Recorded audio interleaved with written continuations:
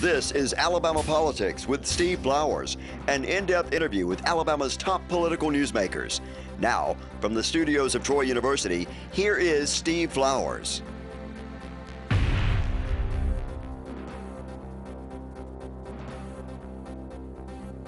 I'm Steve Flowers, and welcome to Alabama Politics. Folks, we have a great opportunity tonight to see our senior U.S. Senator Richard Shelby, who's in the state campaigning for re-election. Senator Shelby is, in my opinion, one of the greatest senators Alabama's ever had. He's in my book, Goats and Governors, in my columns, in 65 papers throughout the state. I've written numerous times that as a political historian, I think we've had three of the greatest senators in my lifetime. I think Lister Hill and John Sparkman would be two of them, but Senator Richard Shelby will go down in history as one of our greatest senators in history. He's an icon. He's been in the United States Senate for 30 years, folks. Prior to that, he served 8 years in the United States Congress from the old 7th District. And prior to that, he served 8 years in the State Senate in 1970 and 1978. I've had the opportunity to know Senator Shelby all that time. Matter of fact, I was a freshman at the University of Alabama in 1970 during that epic Wallace-Brewer race for governor, and you ran for the State Senate. You never took an easy route. You beat an incumbent that year, a Zena. Some guy Zena was the incumbent senator, wasn't he, in 1970? He was a strong contender. Who was it? It was an incumbent, wasn't it? He didn't run. Okay, he did not run. So it was an open seat. Skidmore was. Skidmore, yeah. Yeah, he was. But it was a tough, good race. It was a good race for a young man. You had a great campaign that year. It's unusual you could find a billboard because Wallace and Brewer had all the billboards. You remember that race, how they were? Yeah, we tried to buy some and they were all gone. And I said, well, aren't you going to sell a few to us? And they said, we're not going to sell them to you, but we'll rent them to you. You know, Brewer had what I thought was probably one of the best ads I've ever seen. You know, Wallace had been out of state campaigning for president repeatedly. And people knew he was doing that and really wasn't governing the state. And Brewer had what I thought was one of the best ads. Alabama needs a full-time governor. And he'd bought every rural billboard. You remember that? And that's why you had a hard time getting billboards. And he led Brewer at Wallace in that race, and Wallace played the race card and beat him in the runoff, you know. That was a tough race. I think Governor Wallace beat Governor Brewer in the runoff, as you say, by not by a big margin either. Beat him up in Tennessee Valley. He spent all his time up in northeast Alabama, around Scottsboro up there. A lot of people live up there. They sure do. People don't realize that about the state. That I love our area of the state, down here in the Wiregrass and around Montgomery, because I'm from here and born and raised here. But that area of the state, if you had to pick a pretty part of the state, around Scottsboro and DeKalb and Jackson, I hope when you visit all the counties throughout the state, you visit that area in the fall of the year, because that fall foliage up there is just absolutely Well, it looks like the eastern part of the U.S. when the foliage comes in October, the mountains and so forth. You're absolutely right. But you know, all the state's pretty. I visited, as you mentioned, every county in the state. It's just different. It's diverse. That's one of the things I really admire about your tenure in the United States Senate. His entire 30 years, folks, he has visited every county in Alabama, all 67 counties, every year, held a town hall meeting. And if y'all are watching his television ads, I think it's very interesting. They show country roads where there's potholes sometimes, and he knows every route. I don't know who drives you sometimes, but I drive myself a lot. Do you? You drive a lot from, but that's, you probably know shortcuts. Let's get from Arab to Gunnersville this way or something like that. I know shortcuts, but shortcuts don't matter if the traffic's tough in front of you. You don't hold many town meetings out on 280 in Birmingham, do you? Well, we've been there many times. It's a congested area, but that is a great county and good area and a growth area for the state. Back to what we were talking about, people don't realize this, that 2/3 of the people in the state are north of Birmingham North. That's where the votes are. But only about 1/3 of the land. Exactly. Because Alabama, the way it's shaped geographically, is wider and bigger in the south from Mobile, say to Dothan. Then it tapers off, and then it gets in North Alabama about close to 2/3 of the people live. Yeah, you know, and it shows up in the circulation of my papers I'm in. If a town like Scottsboro may be the same size as a town like Enterprise, but there's twice as many people in Jackson County as there's Coffee, even though Coffee's a growing populous county. as your assistant Katie Boyd knows, about her hometown. But that's the interesting thing. The circulation, those papers would be twice as big as other papers. But at the end of the day, we're all Alabamians. And they all Whether love we're you. from Mobile or Dothan or Enterprise or Montgomery or Troy or Scottsboro, Huntsville, Birmingham, you name it, even Tuscaloosa or Auburn. We're all Alabamians. Speaking of Huntsville, you've done a lot for every part of the state. You brought home a lot of money from Washington to the state. But people are not aware, I don't think, of how instrumental you have been in helping the NASA thing in Huntsville. Huntsville is probably the jewel of this state as far as you take that area, and it's got the highest per capita income and the highest number of PhDs of any city its size. It's like, I shouldn't say this, it's like it doesn't really belong in Alabama. It's like a part of the research triangle of North Carolina, or Silicon Valley of California is just transplanted in the Tennessee Valley. Well, we're fortunate to have that. Well, we are, but we're also fortunate to have you have protected that. Now, you got to give the original credit when you were a little boy to John Sparkman. They ought to name that city Sparkmanville. And also Dr. von Braun. And the German rocket team. Well, they brought them all. Absolutely. But Sparkman was able to get that started, but you have done a yeoman's job. Thank you. And I don't know if the rest of people in the state realize how important your committee assignments have been. Going back to that, seniority equates into power in Washington, and Senator Shelby is probably easily one of the 10 most powerful men in the United States Senate at this time, and that's conservative, probably closer to 5, being in the majority party and Republican Party, and he chairs major committees. You chaired intelligence at one time. I did. I had the opportunity about 20 years ago. I was on it and chaired it for about 5 years, and I've been fortunate to been reelected and be up there. This is the 3rd time I've chaired the Banking Committee, which is a very important committee, and I'm doing it currently. And then I've been on the Appropriations Committee a long time, and that's the one everybody wants to chair. It sure is. You've done a great job on those committees. Originally, what all committees have you been on in the Senate during the 30 years? Your original term, starting in '86, you went on some of the best. I was on the Armed Services Committee. And banking, those Banking two. Always. Always banking. And energy.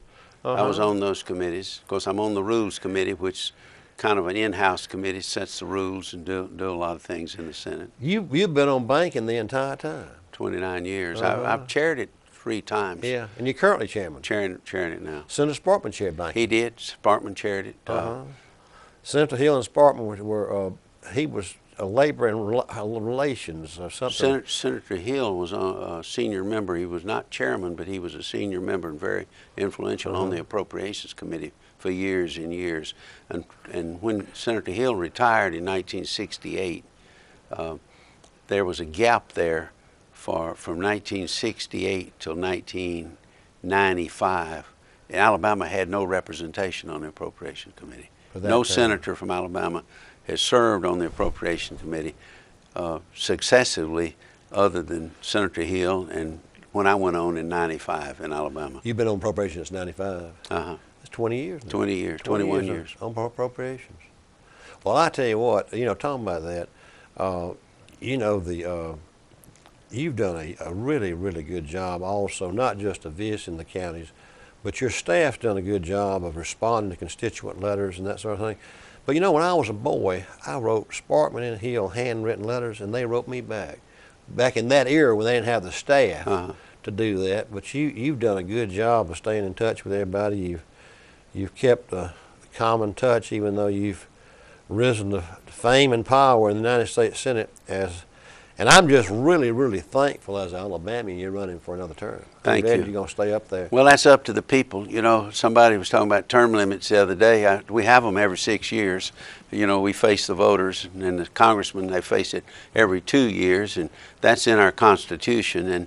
And if you were there 1 term or 2 terms, you would not be recognized probably. About the 3rd or 4th term, then you happen to grow a little stature and a little power in the Senate and the House too.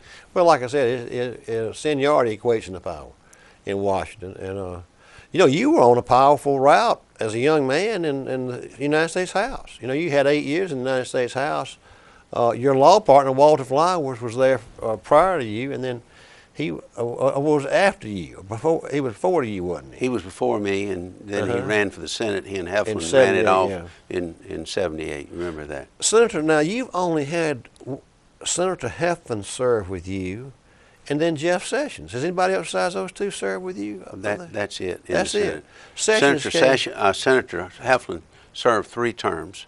18 years in the Senate. He went in '78, and he stayed. He went to the Senate when I went to the House. That's right. And then Senator Sessions has been there since '96. Yeah, he's getting some seniority now. Yeah, he has. He's he's doing very well.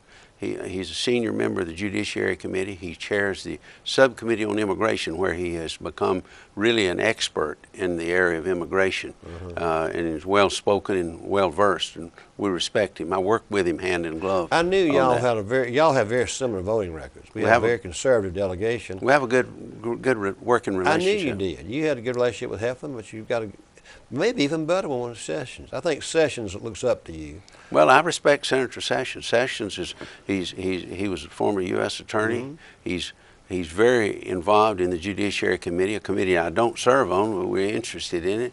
He's on the Armed Services Committee, which complements what I do on the Defense Appropriations Committee. They authorize.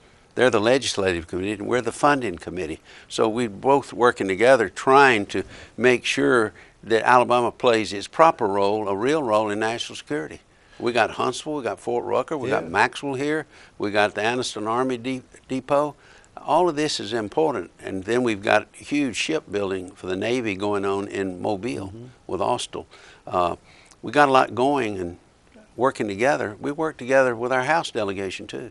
That ad that's running on television does a good job of picking up different parts of the state. Oh yeah. It has part of Mobile and Baldwin County that leaves, and you can tell. Yeah, you can tell if you know Tennessee the state. Valley. Got the Tennessee Valley. You can tell. Where are you hunting? Where is that done? Well, that was in Greene County.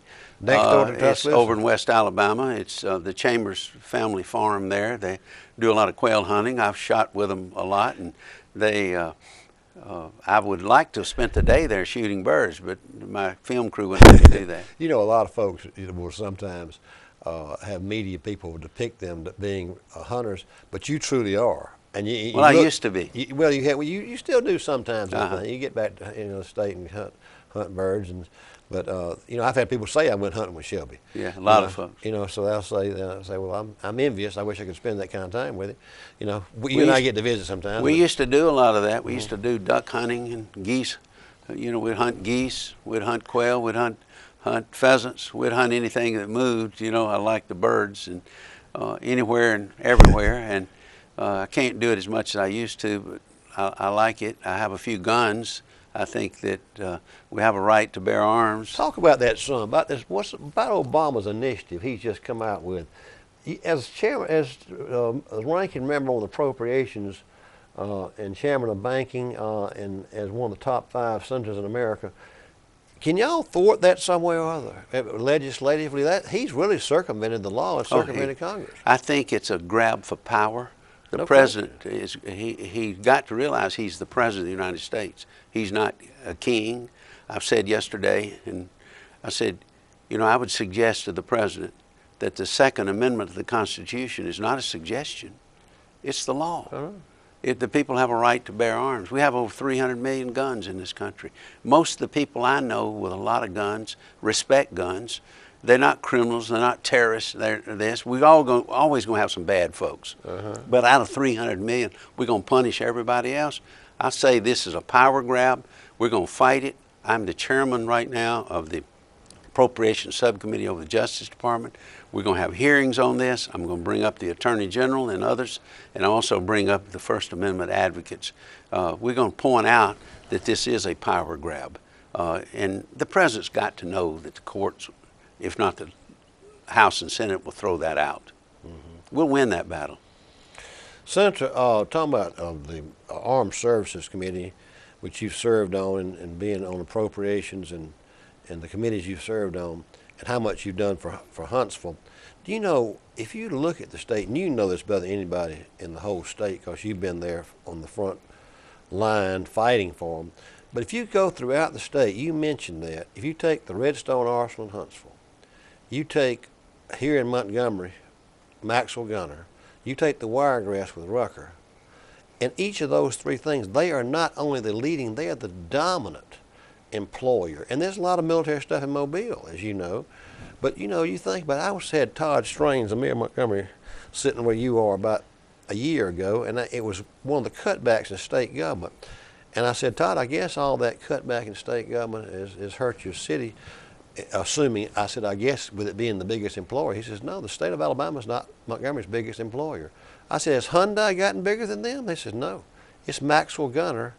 And a lot of those folks retire here. Absolutely. So you've got a lot of well-paid, well-educated, retired military people in Huntsville, especially. They like the state. And Fort Rucker's the same way.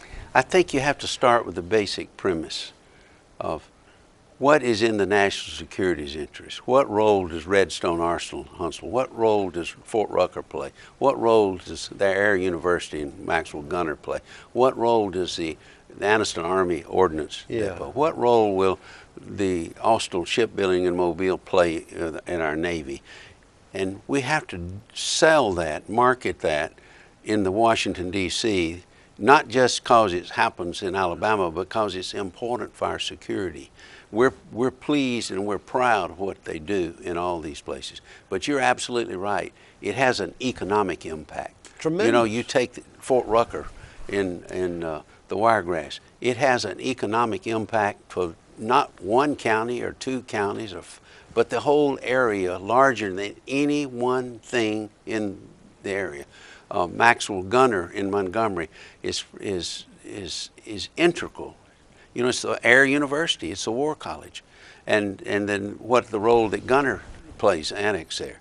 And then you go to Huntsville, it fuels economically most of North Alabama and half of Tennessee. But it has to play that role in national security. And we're making sure that it does this. Then look at NASA. Marshall is the propulsion center for NASA. I've been fortunate to be chairman of the subcommittee that funds NASA. I want to make sure that NASA is on the cutting edge. Does it inure to our people? It does, but it inures to the nation's benefit. Mm-hmm. It has to be. You've been an integral part of that too, the entire 30 years. At the end of this term is 6 years. Will you have the longest longevity of any United States Senator in Alabama history? I think you will. What would Hill and Sparkman were how long? Sparkman was here 32 years and 2 months, and Hill was here 30 years and maybe a month. So you, at this time next year, you'll surpass. Well, Sparkman has 32 years. 32. Yeah. He went to the Senate in 48 in a special election, didn't he? 46. 46, that's right. And then he served till the end of 68. And Bob Jones went to that congressional seat. Bob won the congressional seat. He vacated in had a special election in 46. Yeah. That goes back a long time. But I think it's not, seniority is important. Tenure is important. But I think what's important is what you do when you're there, your ability to do things, your courage to do things, your resolve. And because you could have an empty suit up there sitting in a chair. Right. We have a few of those. But I want to be there because I think I can make a difference. I have made a difference. And I believe that I've got some good years ahead of me. It's up to the people of Alabama, and I'm working hard to hope they'll send me back March the 1st. You know, the reason you have been so effective and been such a great senator is you enjoy it. You know, I go back, I've written this about George Wallace and Bear Bryant, that we lived during that time, you know, to see Bear Bryant and George Wallace close and personal. But the reason they were geniuses, they had the talent for it, but they loved it. George Wallace loved politics. Now, you like diplomacy and getting things done. Wallace just liked running. He just liked to run. I think you got to do some of both. Mm-hmm. I like to come home. Like I'm spending a lot of time, all this week we're out, all over Alabama. I like to visit each county. I like to have access to people, but for them to have access to me. That's part of it. And then once you get to Washington, you got to translate all that into action. And you're one of 100 people, so you got to work your way into the situation. You served in the legislature. You know, you're not the dictator there. No, you got to work with people. You got to get along with people. Mm-hmm. Speaking of that, let me ask you this question. Think back over the last 30 years. Who've been some of your favorite friends in the Senate? Were you good friends with old Fred Thompson that died last year? Yeah, Fred and I were friends. He was a good senator, wasn't he? He was a good. Didn't stay but 8 years. He was a man of multi-talents. He was a good lawyer. Yeah. If you go back, he was a young lawyer. He was the one that came up for Senator Baker with the term to ask the question, what did you know and when did you know it? Yeah. That was Fred Thompson. He was a young counsel to Baker then. But he was an actor, he was a lawyer, he was a good senator. He would have made, and he was at one time, he would have made a tremendous, had a tremendous career just as a lawyer. You know, he died too young. He died too young. I had leukemia, lymphoma, I think. That's what it was. Yeah. Anyway, back to him. Tell you what. I've been fairly good at predicting Alabama races over the years. I've written about it for close to 2 decades now, but I'm not too good at presidential. For example, 8 years ago, I wrote this glowing column that Fred Thompson was going to be the Republican nominee because he had this gravelly voice. Good presence. The presence, total. You know, great Law and Order movie star, TV star, and everything. And I said, he's going to be the Republican nominee, and he's going to be president in my column. Even his wife called me from Nashville and thanked me for that column because they'd read it on their campaign stuff or something. He dropped out a week later. Well, you never know. You know, the political arena running for president is a big thing. To run statewide in a state like Alabama, but imagine what it'd be in California or Texas or something like that, and the expense of it. But to run for president is an awesome task. Speaking of some of those senators, I was asking about the question about the ones you enjoyed being buddies with. You and old Cochran from Mississippi, pretty good friend. You were your best friends, that guy from Tennessee now. Lamar? No, you're friends with Lamar Alexander. But Bob Corker? The Bob Corker. Oh, we're good friends, and we get along. We serve on the banking committee together. Yeah. He's quite a character. Yeah, you like him. Like him, can't help but like him. Senator, let me ask you, when some of those senators arrived with such ambition to be president, like Cruz and Rubio now, did you figure they were going to be president eventually? They ain't served but one term, have they? Both of them one-termers? Cruz and Rubio in their first time. Obama was in his first term. Did you figure Kennedy wasn't there long? No, did you figure when they got there they had ambition around the president? You could tell. You could tell. You could tell. They wanted to go to the microphone right away. Well, if not the microphone, the TV. Yeah. You know, and you could tell they weren't planning to stay in the Senate. Did you figure that on Cruz and Rubio? You could figure them out. Well, they're both ambitious. They both have talent too. Cruz is very smart, very determined. Rubio is smart, charismatic. I believe, and I don't know this, you know, the race is going to have to crystallize around the middle of March or wherever, and if the trends at the moment, and they change, I believe it's going to come down to Trump, Cruz, and Rubio. I think so too. And then it'll come down to 2. Yeah. And ultimately to 1. So what'll happen, gosh, I don't know. Be interesting to watch. Did you get along with old Senator Burr from West Virginia pretty well? I did. I'd struggled with him sometime when I first went up there. He was right with people, wasn't he? He told Senator Heflin that, and I was coming from the House to the Senate, and I wanted to be on the Appropriations Committee, and he didn't want me on there. He said that Shelby was a nice young man, but he had definite Republican tendencies. Is that what he said? Yeah, at that time. He was a real Democrat, yeah. Yeah, he was right, though. But I enjoyed Senator Byrd. Byrd was a self-made man. He's smart, and I worked with him, served with him on the Appropriations Committee. But Senator Dole was somebody that I got to know and respected so much. Y'all were good friends. He paved the way for a lot of openings for me. I know you're modest, but sometimes if you're in Washington riding that train, do you have tourists, with you being one of the 10 most powerful men in America, do you have them ask for your autograph sometimes, to stop you and ask Oh, you? yeah, but I'll blush and embarrass, you know. Do you sign their autograph? People like that, but, you know, nothing like somebody running for president. No. But it's a good thing. You know, you have had a conservative voting record your entire time, even when you were, when all of us ran as Democrats. Even though we may have been Republicans, we still ran as Democrats, a lot of people did, you know, back in during that time.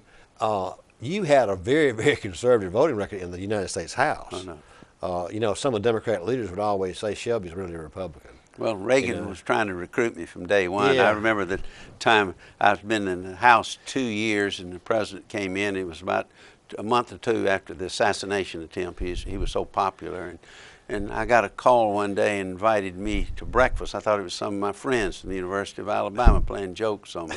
And I got Ann to call down there, and I said, call down there and see. I wasn't going to show up down there without knowing. They said, no, the president's invited you to breakfast. Just him, George Bush, and Jim Baker, who was his chief of staff. And I walked in there, and I thought, my gosh, I'd been there 2 years. And Reagan was so charming.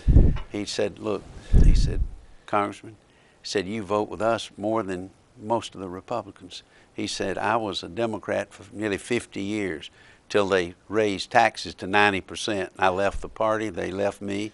Said, we got a place for you. We want you in the Republican Party. This was in 1980. 81. 81, yeah. And this was President Reagan. He was saying, and I told him I was going to try to work and try to make the Democratic Party responsible. You know, like he told me he wished me a lot of luck. He said you'll join us someday. Yeah. And I did. Yeah. But About 90, wasn't it? Yeah, 96, 94. 94. 94, yeah. But I'm basically who I was. You know. Well, then too, you've got a great voting record to defund Planned Parenthood. Oh gosh. You know, you gotta. You know, we spend so many things out there. I got involved in the first big anti-abortion effort I got involved in was the partial birth abortion. And a lot of people from Mobile, Huntsville, Birmingham, a lot of the churches, Catholic, Protestant, evangelical, they knew me, they wanted to meet with me. And they said, we want you to get involved with us on pro-life. And they showed me films of partial birth abortion, and that's repulsive. And I got involved. We passed and limited some of that, and I've been with them, and I've worked with them. I believe in that, but Planned Parenthood, I voted to defund them. I knew you had. Christian Coalition of America's give you 100% voting record. NRA, 100%. So you've carried the conservative banner for Alabama. Well, I want to carry it again. I hope I'll be able to. That'll be up to the people of Alabama.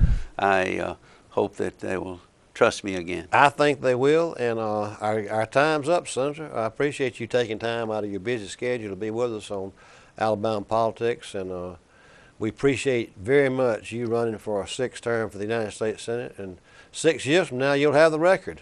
Well, thank you. For history of Alabama, for senator seniority in the United States Senate. But again, folks, our guest tonight has been our iconic United States Senior Senator Richard Shelby, who is from Tuscaloosa, but everybody in the state knows him. He's been to all 67 counties his entire 30 years in the United States Senate, and we thank him for taking time to be on our show. And we thank you viewers for watching Alabama Politics. He'll be on the ballot March 1st. Folks, our election is right around the corner. Thank you again.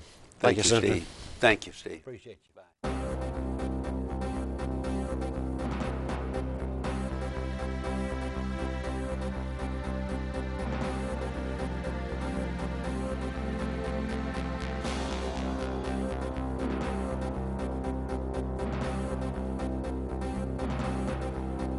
This has been Alabama Politics with Steve Flowers, a production of Troy University Television. Opinions expressed on this program are not necessarily those of Troy University, its administration, faculty, staff, or students.